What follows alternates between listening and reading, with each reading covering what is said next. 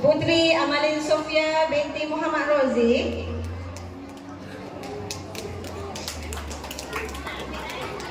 Peserta catur. Seterusnya Nurainia binti Adenan. Setahun 3 dia bola tampar. Okey.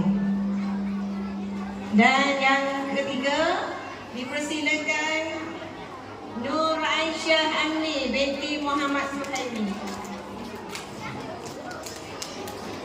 Seterusnya peserta lelaki pula diketuai oleh Muhammad Ani Azwa bin Abdul Ghaffar.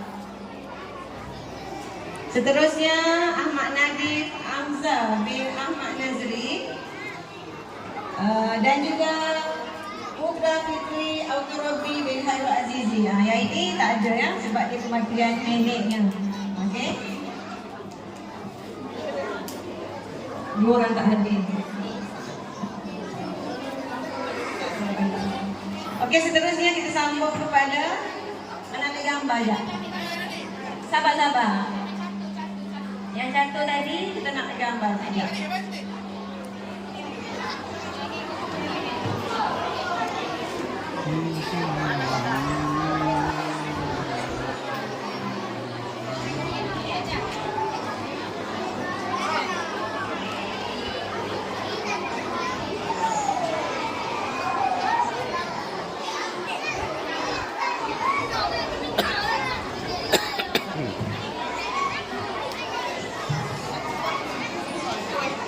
Okey, seterusnya penyampaian sijil penyertaan kepada dalam kejohanan squash Majlis Daerah MSSB ya, dipersilakan sekali lagi Ahmad Nadif Hamzah bin Ahmad Nazri Nadif. Seterusnya Nik Muhammad Firas bin Nik Syamul Azman Elias Azman. Dan yang terakhir dipersilakan Muhammad Akil Darwish bin Muhammad Amin Nur Farhan. Okey, untuk pengetahuan, ini kali pertama dan sebagai pelapis untuk seterusnya kejohanan di tahun-tahun ke hadapan.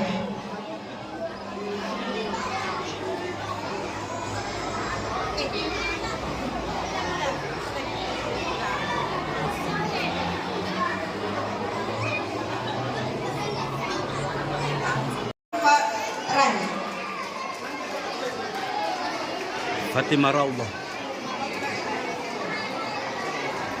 Diminta pada semua peserta sila mengambil tempat. Tim badminton.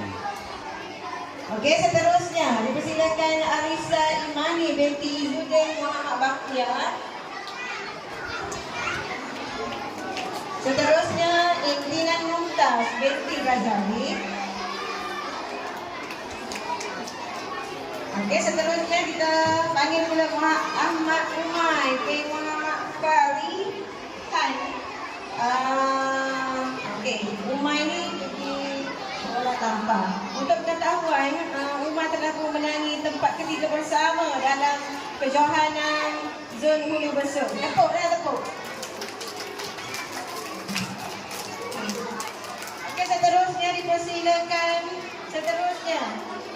Syarifuddin Muhammad Syarifuddin bin Muhammad Asri, dan peserta ini juga terlibat dengan kejohanan bola tampar tempat ketiga bersama. Okey, dan seterusnya dipersilakan juga Nur Humaira Syakira binti Zaria Isma, dan beliau telah pun memenangi naik johan bagi kategori perempuan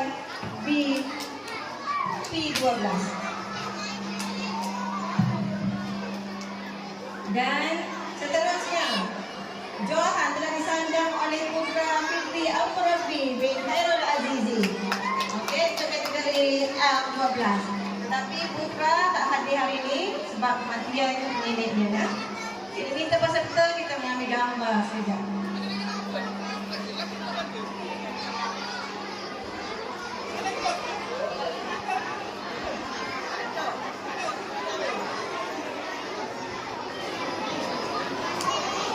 Cikgu badminton, mainlah. Dia kena pujuk.